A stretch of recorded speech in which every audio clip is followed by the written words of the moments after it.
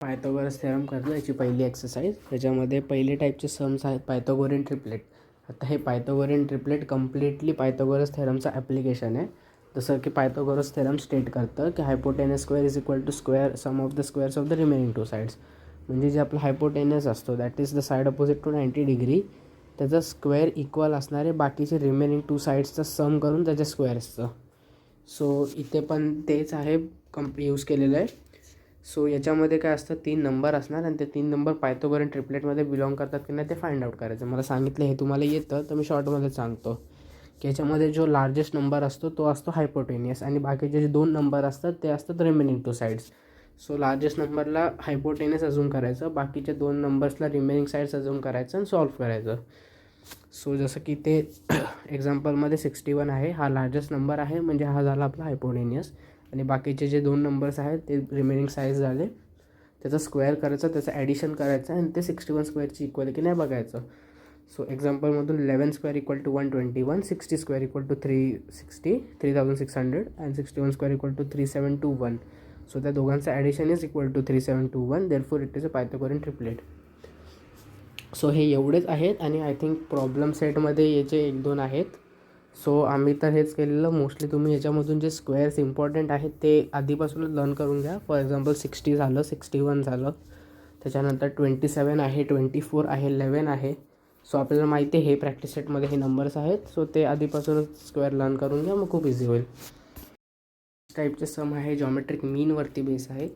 So याची definition आहे, in a right angle triangle the perpendicular segment to the hypotenuse from the opposite vertex is the geometric mean of the segment from which the hypotenuse is divided. याची जी definition आहे ही टेक्स्टबुकमध्ये better आहे actually, तुम्ही त्याच्यासोबत जावा. So हे काय बोलतं, आपला वर्टेक्स असतो जो 90 डिग्री असतो आपलं. इथे फॉर एक्झाम्पल एन आहे, पॉईंट एन झाला, याला जर वर्टेक्स घ्यायचं आणि याची जी साईड ऑपोजिट असते that is the hypotenuse side, त्याला त्याच्याशी जॉईन करायचं. सो हे जेव्हा हायपोटेनियसशी जॉईंट होतं इथे बाय डिफॉल्ट 90 डिग्री बनतो. सो इथे बाय डिफॉल्ट 90 डिग्री बनतो जेव्हा साईड जॉईन करतात तेव्हा. सो ही जी साईड आहे that is the new side जे वर्टेक्सपासून तर हायपोटेनियसपर्यंत जॉईन केलेलं आहे. या केसमध्ये आहे N Q, that is the geometric mean. आणि त्याच्यामध्ये जे बाकीचे 2 रेशो निघतात that will be M Q आणि Q P. So this N Q square is equal to M Q into Q P. हे ॲक्च्युली बेस्ड आहे अख्खं. आता इथे फॉर एक्झाम्पल इथे ट्रायंगल घेतलं आहे. याचे मार्क्स पूर्ण लिहायचं आहे ॲक्च्युली. इथे तुम्हाला पहिले ट्रायंगल मेन्शन करायचं आहे, त्याच्यानंतर याच्यामध्ये 90 डिग्री साईड मेन्शन करायची आहे. त्यानंतर मग जे सेगमेंटपासून ते परपेंडिक्युलर ते हे मेन्शन करायचं आहे आणि जे 2 गिवन आहेत ते लिहून टाकायचं आहे. दॅट इज इथे एम क्यू दिलं आहे आणि क्यू पी दिलं आहे. हे जे 2 रेशिओ आपल्याला हवे होते ते ऑलरेडी दिलेले आहेत. सो आपल्याला फक्त एन क्यू स्क्वेअर करायचं आहे आणि त्याला त्याच्याशी परपेंडिक्युलर करायचं आहे. सो इथे आहे N Q square equal to M Q into Q P, that is the theorem of geometric mean. N Q square आपल्याला जे 2 पुढचे व्हॅल्यू दिलेले आहेत, आता ते एन क्यूला आपण रूटमध्ये टाकून दिलं. मग सो इथे M Q square M Q into Q P झालं, that is whole will be under root. N Q झालं 9 इंटू 4, 9 इंटू 4 इज 36, 36चं रूट काढून टाकलं दॅट विल बी 6.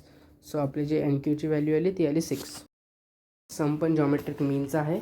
आता बाय जॉमेट्रिक मीन थेरम आपला हा पी झाला, वर्टेक्स झाला आणि ही जी ऑपोजिट साईड झाली ती आपली हायपोटेनियस साईड झाली. सो पी एम स्क्वेअर होणार, that will be equal to P M square, that will be equal to Q M into M R.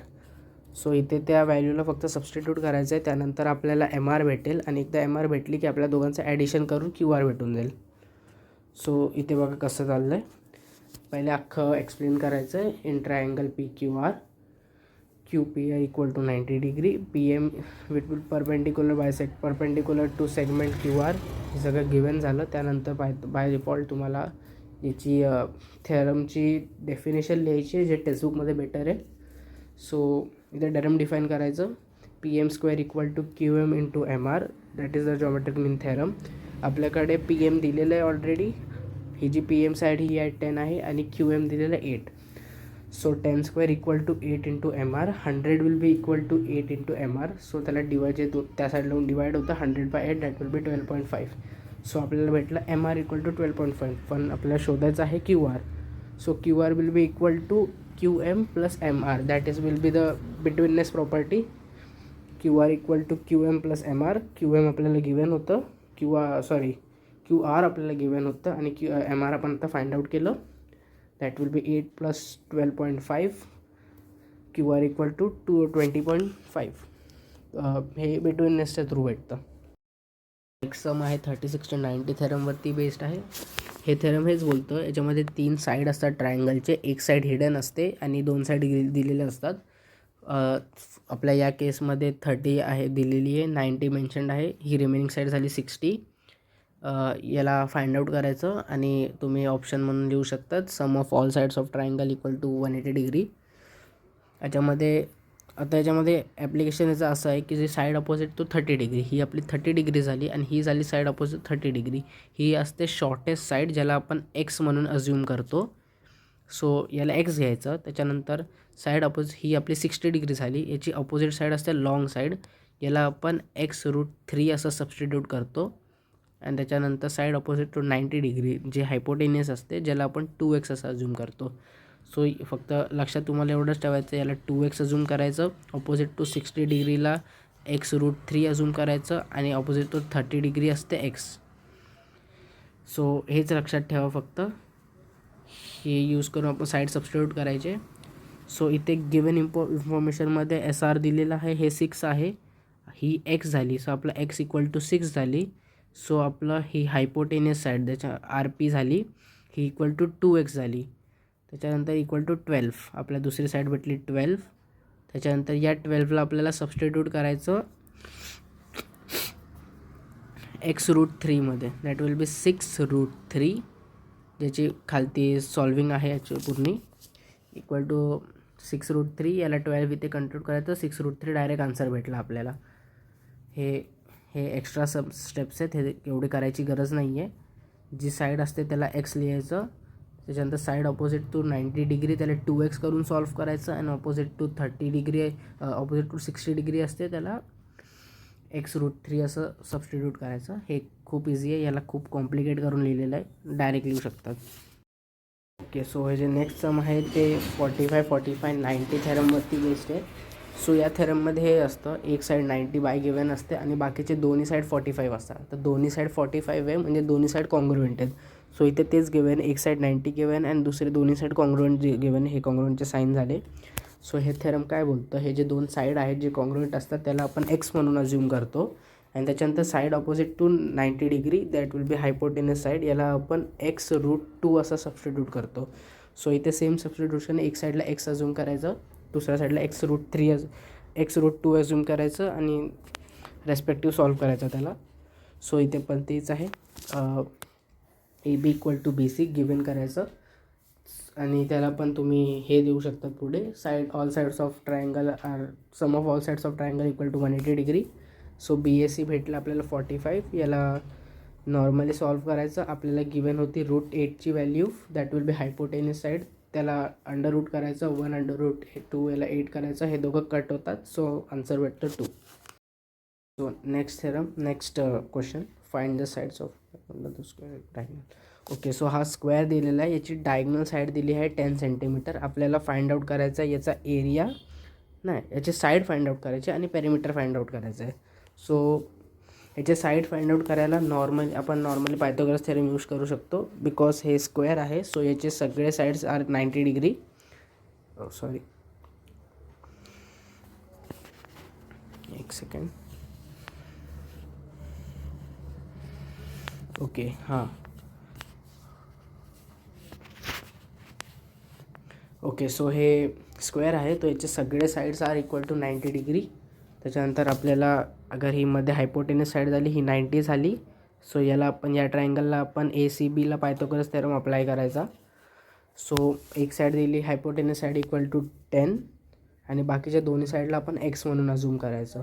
So AC square equal to AB square plus BC square, 10 square equal to x square plus x square, that will be 2x square. आणि दुसऱ्या साईडला 100 आलं. 2xला या साईडला x√2ला या साईडला आणायचं, 2 खालती जाईल आणि वरती 100 राहिला, ते दोघं कट होतात. x square equal to 50 that will be x equal to 5√3. So A बीची व्हॅल्यू आपल्याला भेटली 5√3. म्हणजे आपल्याकडे ही साईड आहे, ही साईड झाली 5√3 आणि ही साईड पण झाली 5√3 बिकॉज ते स्क्वेअर आहे. सो याचे सगळ्या साईड्स इक्वल आहेत. सो आपल्याला साईड्स भेटले आणि त्याच्यानंतर perimeter equal to 4 into side. So 5ला मल्टिप्लाय करायचा 4नी. सो आन्सर झाला 20√2.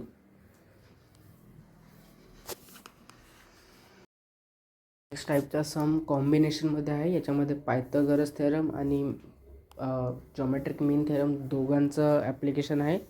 So in a given figure DEF equal to 90 degree. आपला 90 डिग्री DEF गिवन आहे. आपल्याला कुठले साईड्स एक दुसऱ्याला परपेंडिक्युलर ते गिवन आहेत आणि काही साईड्सची व्हॅल्यू पण गिवन आहे. आपल्याला फाइंड आउट करायचं आहे EG. So this will be EG find out करायचं आहे, FD फाइंड आउट करायचं आहे आणि EF फाइंड आउट करायचं आहे. सो आपण हे बघू शकतो तुम्ही, हे वर्टेक्सला जॉईन करते ही वाली लाईन आणि हे दोन साईडचे रेशिओ आहेत. तो आपल्याला या जागेवरती जॉमेट्रिक मीन यूज होणार.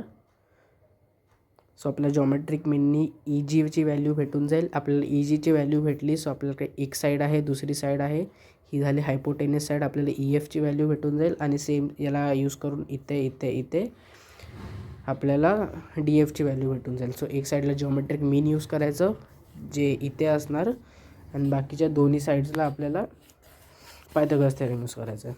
सो इथे पण तेच गिवन आहे. इथे जॉमेट्रिक मीनचा फॉर्म्युला गिवन आहे, डेफिनेशन गिवन आहे. So GF square equal to EG into DG, 12 square equal to EG into 8, 144 equal to EG into 8. So EGची व्हॅल्यू झाली 144/8. तो EG भेटला 18. सो आपल्याला इथे EG भेटलेला आहे 18. ॲज आपल्याला EG 18 भेटला आहे बाय जॉमेट्रिक मीन. EGची व्हॅल्यू आहे आपल्याकडे GFची व्हॅल्यू आहे. सो आपण पायथागोरस थेरमने EFची व्हॅल्यू काढू शकतो. ओके, सो नेक्स्ट FDची व्हॅल्यू काढली. EFची व्हॅल्यू खालती आहे, हे काढून घेऊ आपण. EG equal to GF, EG square equal to GF square plus EF square, Pythagoras theorem. इथे ॲक्च्युली मेन्शन नाही केलं, हे तुम्ही मेन्शन करा, बेटर राहील. सगळ्या गोष्टीचे जे मेन्शन्स असतात ते परफेक्ट करा. सो मार्क्स कटिंगचे चान्स नाही भेटणार. So 18 square plus 12 square equal to 12 square पण गिवन आहे ना, 12 पण गिवन आहे, equal to EF square. 324 plus 144 equal to EF square. EF square झालं 456, ज्याला 458. याला सबस्टिट्यूट करायचं. हे कट होतं 456, 8, 13. ओके, सो बरोबर हे 6√13 झालं. EF square equal to 468. That will be 36 into 13. So 36ला आपण रूटच्या बाहेर काढायचं. सो 6√13 आलं. सेम पुढची व्हॅल्यू काढलेली. इथे पण पायथागोरस थेरम यूज केलेलं आहे. DG square equal to GF square plus FD square. 8 square इथे टाकला, 12 स्क्वेअर इकडे टाकला. पुढचे 64 झाली plus 144, that will be FD square equal to 208. हे कट होतं 16 इंटू 13. सो त्याला बाहेर काढलं. सो 4√13 आलं. सो सगळे व्हॅल्यू झाले ना कवर. ओके, तो तिघं व्हॅल्यू भेटलेत. EG equal to 18, FD equal to 4√13 आणि EF इक्वल टू 6√13.